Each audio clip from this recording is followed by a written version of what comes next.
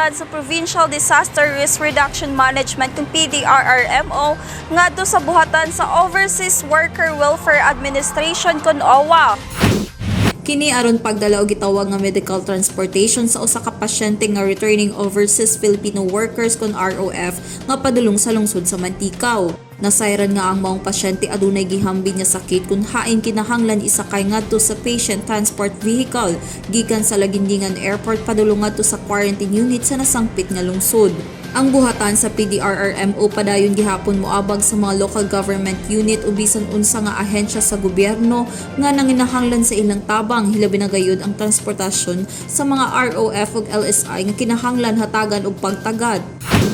Kamandoan usab sa liderato ni Governor Bambi Emano nga kinahanglan aktibo ang tanan buhatan labi na sa pagresponde ning gisagubang karon dili lang sa lalawigan sa Misamis Oriental apan tibuok kalibutan ang makamatay nga coronavirus disease kon COVID-19. Ako si Lambo Ethel Ipanag alang sa limpyo ug matarong nga panggobyerno padayon Pilipino.